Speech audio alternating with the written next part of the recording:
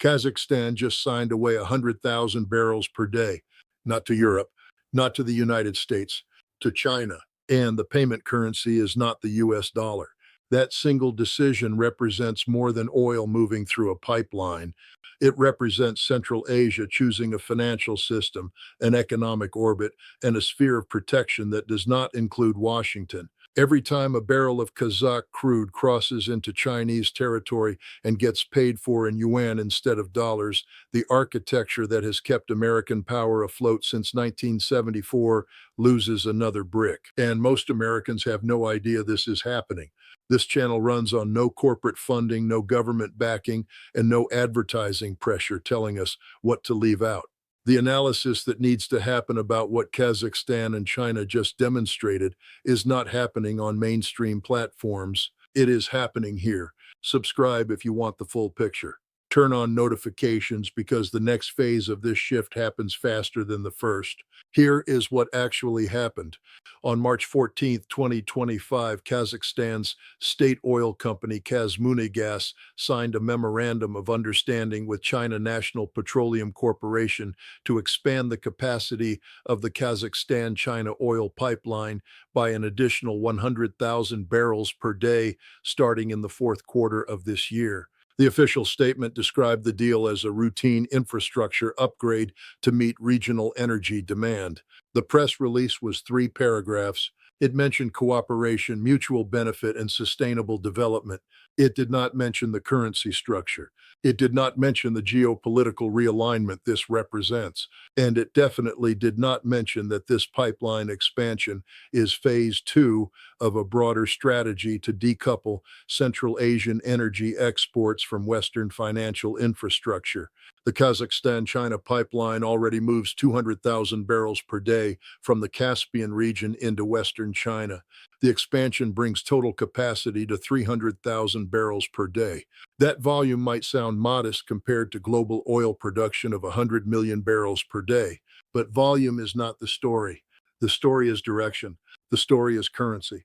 The story is what happens when a country that sits on 30 billion barrels of proven reserves decides that its energy future flows east instead of west. Now, here is what the official narrative leaves out. Kazakhstan has spent 2 decades walking a careful line between Russia, China, and the West. Its geography makes neutrality a survival strategy. Russia sits to the north, China sits to the east, the Caspian Sea and Iran sit to the west and south. For years, Kazakhstan exported oil in multiple directions to avoid dependency on any single buyer. Crude flowed west through Russian pipelines to European markets. Crude flowed east through the China pipeline. Crude moved south by tanker across the Caspian to Azerbaijan and onward to global markets. This diversification was deliberate. It was insurance. But something changed in the last 18 months. Western sanctions on Russia closed off the European route as a politically safe option. Insurance companies refused to cover shipments. European buyers quietly stopped renewing long-term contracts with Kazakh suppliers whose crude transited Russian territory. The United States made it clear, without ever saying so directly, that energy partnerships with Moscow carried reputational and financial costs. So Kazakhstan faced a choice: reduce export volume and lose revenue, or find a buyer willing to ignore Western pressure and pay in a currency that does not require access to the SWIFT banking system or approval from Washington. China made an offer, not just to buy the oil, to build the infrastructure that makes the oil flow east permanent, to denominate payments in yuan, and to provide the financial backing that insulates Kazakhstan from Western economic coercion. That offer did not come with democracy conditions. It did not come with human rights clauses. It came with cash, construction, and certainty. Let me show you the technical structure of what this actually means. The Kazakhstan-China pipeline runs 2,800 kilometers from the Caspian coast to Alashankou on the Chinese border. It crosses some of the most remote terrain in Central Asia. The expansion adds pumping stations, storage terminals, and metering infrastructure that costs approximately $2 billion. China is financing 80% of that cost through the Asian Infrastructure Investment Bank and direct loans from Chinese state banks. Kazakhstan contributes the remaining 20%. In exchange, China gets guaranteed supply for 25 years at a price indexed to Brent crude, but paid in yuan. Here is where it gets important. Paying in yuan means Kazakhstan must either hold yuan reserves, convert yuan to other currencies, or spend yuan within the Chinese economic system. All three options reduce dependence on the US dollar.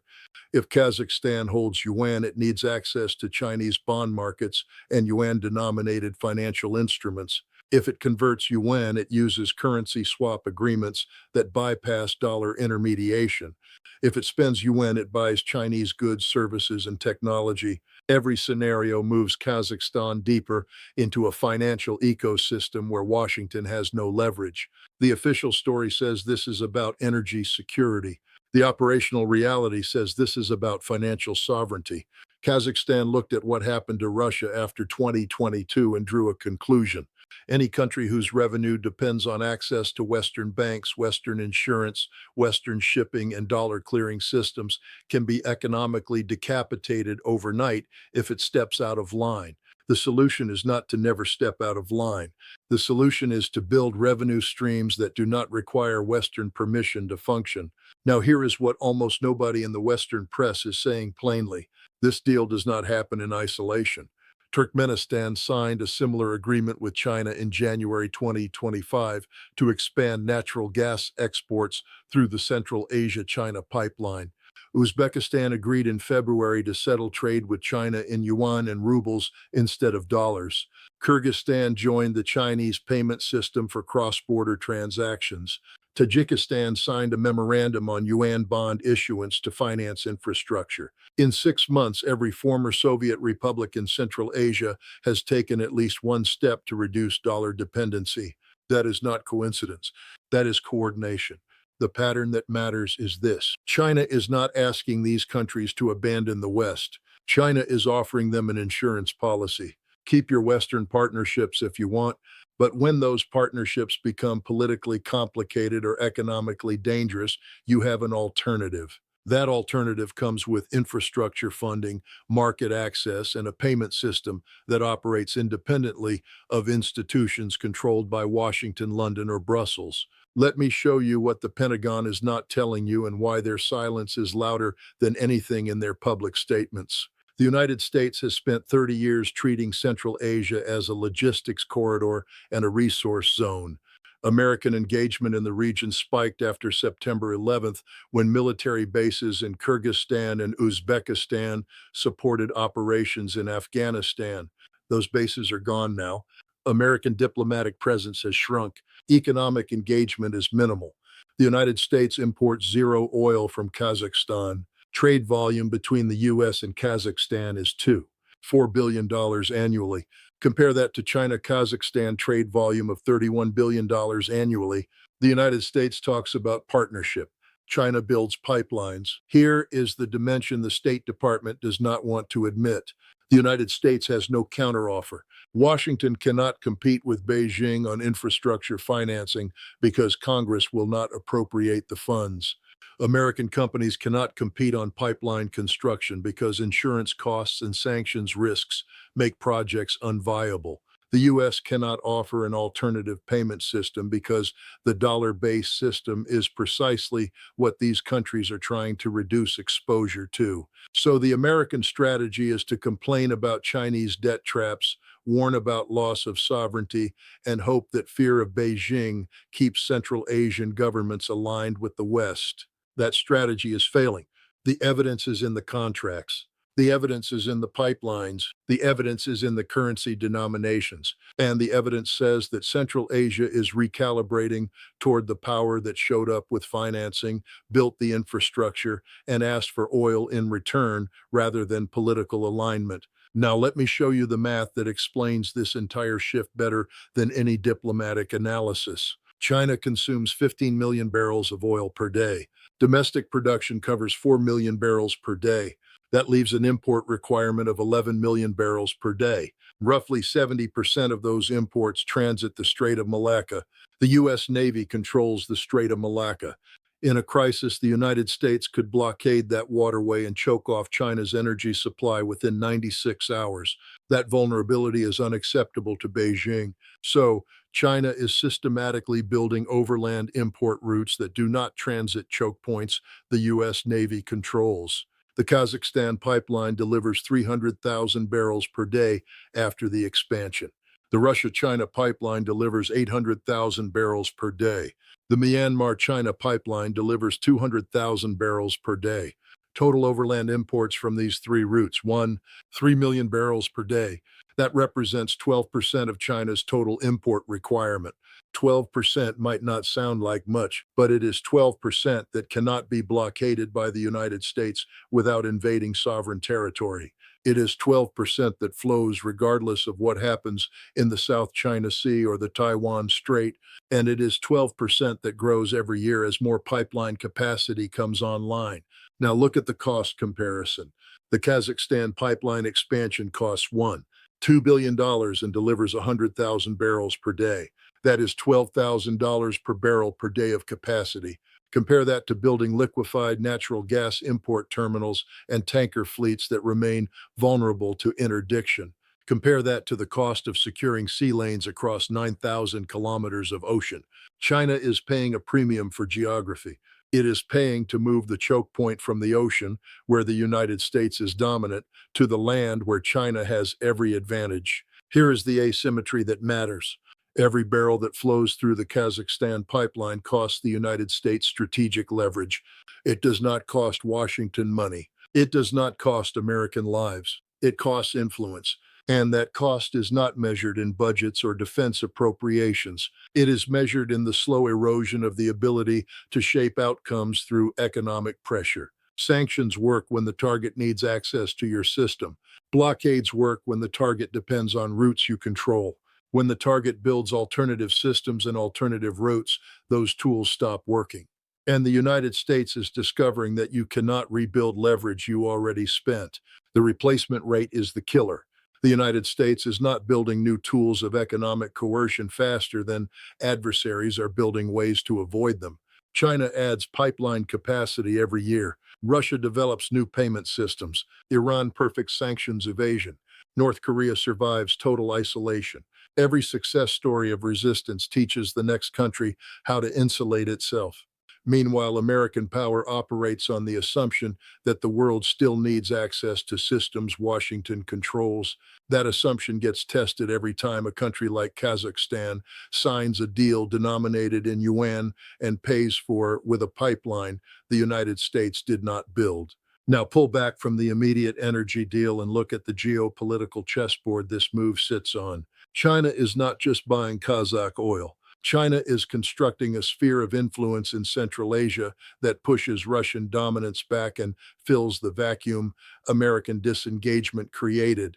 For decades, Russia treated Central Asia as its backyard. These were former Soviet republics.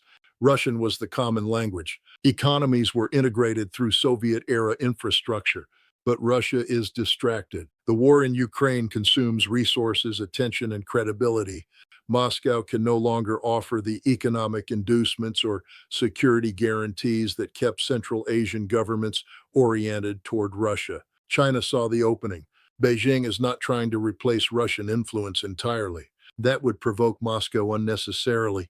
Instead, China is becoming the indispensable economic partner while allowing Russia to maintain nominal political influence and security arrangements. It is a careful division of labor. Russia provides security, China provides development, and Central Asian governments get what they actually need, which is roads, power plants, and export markets without having to choose sides in a confrontation they want no part of. Watch how China structures the relationship. Kazakhstan gets pipeline capacity, infrastructure financing, and market access. In return, China gets oil, political alignment on issues Beijing cares about, and a deeper integration that makes future decoupling economically painful. But the agreement does not include military bases. It does not include formal alliance commitments. It does not force Kazakhstan to pick China over Russia or China over the West. Beijing understands that Central Asian governments will tolerate economic dependency as long as it does not come with visible sovereignty costs. So China gives them the money and lets them keep the flags. Russia is watching this shift with mixed feelings. On one hand, Chinese infrastructure investment stabilizes a region Russia no longer has resources to develop. That stability serves Russian interests. On the other hand, every Chinese pipeline, every WAN transaction, every signed agreement pulls Central Asia incrementally out of the Russian orbit and into the Chinese system. Moscow recognizes the trend, but Russia cannot compete economically with China, and opposing Chinese investment would push Central Asian governments toward the West, which Russia sees as a worse outcome. So Russia acquiesces, it adjusts, it accepts a junior role in a region it once dominated because the alternative is losing influence entirely. Now look at what this means for the United States. American strategists spent the last 30 years assuming that Central Asia would remain divided between Russian security influence and Western economic engagement. The assumption was that these countries would seek balance, play great powers against each other, and avoid becoming dependent on any single patron. That assumption is breaking down. China is offering a package the West cannot match: infrastructure, markets, financing, and political protection from Western pressure, all without the governance demands or human rights conditions that come with American partnership. The loss for Washington is not immediate, it is cumulative. The United States does not need Kazakh oil. American energy independence means Central Asian crude is irrelevant to domestic markets, but American global power depends on the dollar remaining the primary currency for energy transactions. Every oil deal denominated in yuan instead of dollars weakens the structural demand for dollars. Every country that builds yuan reserves instead of dollar reserves reduces the ability of the United States to finance deficits by printing currency the world has no choice but to hold. The petrodollar system has been eroding since China started signing yuan-denominated oil agreements with Russia, Iran, and Saudi Arabia. Kazakhstan joining that list accelerates a trend that started years ago but is now reaching critical mass. Here is the timeline that matters. In 2020, less than 2% of global oil trade settled in yuan. In 2023, that number reached 7%. In early 2025, estimates put yuan-denominated oil trade at 12% and rising. The inflection point comes when a critical mass of producers and consumers decide that holding yuan reserves is not just viable, but preferable. That shift is not happening because yuan is stronger than the dollar. It is happening because the political risks of holding dollars, the sanctions risks of using the dollar system, and the coercion risks of depending on dollar access now outweigh the liquidity advantages the dollar once provided. Kazakhstan choosing yuan is one more brick out of the foundation. It is not the brick that collapses the structure, but the structure is not collapsing all at once. It is eroding. And every time a country with 30 billion barrels of oil reserves decides that its financial future points east instead of west, the erosion accelerates. What burned into the contracts signed in Astana is not just an oil deal. It is the recognition that American economic dominance has a ceiling. That ceiling is defined by the willingness of other countries to keep playing a game where the United States writes the rules, controls the referees, and changes the scoring system whenever it serves American interests. The number of countries still willing to play that game is shrinking. Here are my 3 predictions with a clock attached. First, within 6 months, at least 2 more Central Asian countries announce yuan-denominated trade agreements with China for commodities or manufactured goods. This is not speculation. The infrastructure is already in place. The only question is timing. Second, by the end of 2025, total yuan-denominated oil trade reaches 15% of global volume as Saudi Arabia expands its yuan contracts and more producers follow Kazakhstan's example. Third, within 18 months, the United States attempts to counter Chinese influence in Central Asia with a new infrastructure initiative, but the funding falls short and the initiative dies in congressional negotiations. Drop your prediction in the comments. Which happens first, another Central Asian yuan deal, Saudi expansion of yuan oil sales, or an American counteroffer that actually gets funded? Tell me, because I read every single one. If this gave you a framework that mainstream coverage did not provide, if this showed you how oil deals in Central Asia connect to the slow unwinding of the financial architecture that has kept American power dominant for 50 years, share this with one person who needs to understand what's actually happening. The next video goes somewhere even this one did not reach. Subscribe so you are there when it lands.